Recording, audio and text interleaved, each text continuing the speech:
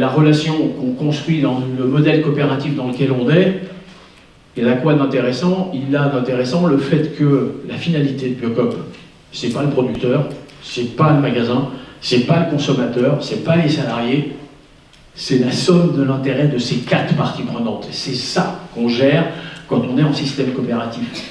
Et ça, c'est fondamental. Si notre projet, comme c'est souvent le cas dans les coopératives, est mono-partie prenante, c'est-à-dire on aurait pu faire une coopérative de magasin, et la finalité c'est le magasin, et du coup on travaille pour le magasin, et dès qu'on travaille pour un et que les autres ne sont pas dedans, on travaille de fait contre les autres. Et du coup on se met en compétition avec les autres parties prenantes.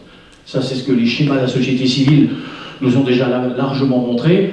Ce qu'on a voulu poser comme différence, c'est le fait d'associer dans Biocop différentes parties prenantes en coopération pour réussir ensemble, alors qu'en compétition, on se détruit mutuellement. Donc, c'est le challenge qu'on doit gagner à travers ce modèle d'économie, à travers ce modèle entrepreneurial, pour poser un autre projet de société et faire autrement. Et aujourd'hui, les enjeux qu'on a à travers Biocop, c'est d'élargir les parties prenantes qui sont dans la coopérative aujourd'hui.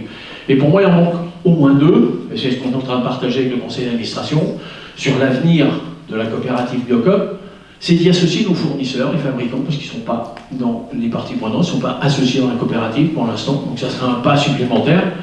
Ça ne va pas être plus simple, hein, de mettre des gens autour de la table qui ont des intérêts à court terme, antagonistes, opposés, mais de les mettre autour de la table pour discuter de ces questions-là, comme on l'a fait avec les producteurs. Donc là, jusqu'à maintenant, on a deux parties prenantes qui ont des intérêts à court terme divergents, mais on les a mis autour de la table depuis 10 ans, un peu plus, et on arrive à des résultats qui commencent à être intéressants.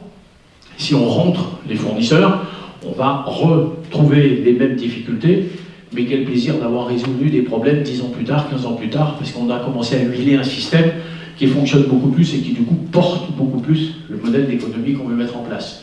Et puis il y a une autre partie prenante qui nous paraît intéressante aussi d'associer dans le projet de Biocop maintenant, c'est les élus sur les territoires.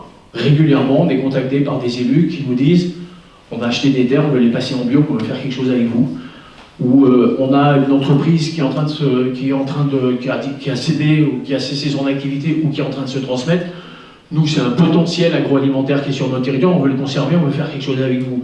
Ou, etc., etc. Et on voit bien que le modèle de Biocop rentre aussi en considération dans la tête des élus qui s'intéressent à la vie économique de leur territoire et la vie économique durable de leur territoire. Et de fait, ils nous mettent dans le paysage en disant c'est avec ces modèles-là qu'on veut construire quelque chose et qu'on veut avancer. Et moi, je trouve ça particulièrement intéressant et enthousiasmant de se dire qu'on pourrait avoir un jour dans ce modèle de gouvernance aussi les élus des territoires pour amener cet angle de vue, ce regard sur le projet de société qu'on pose et la façon de le construire.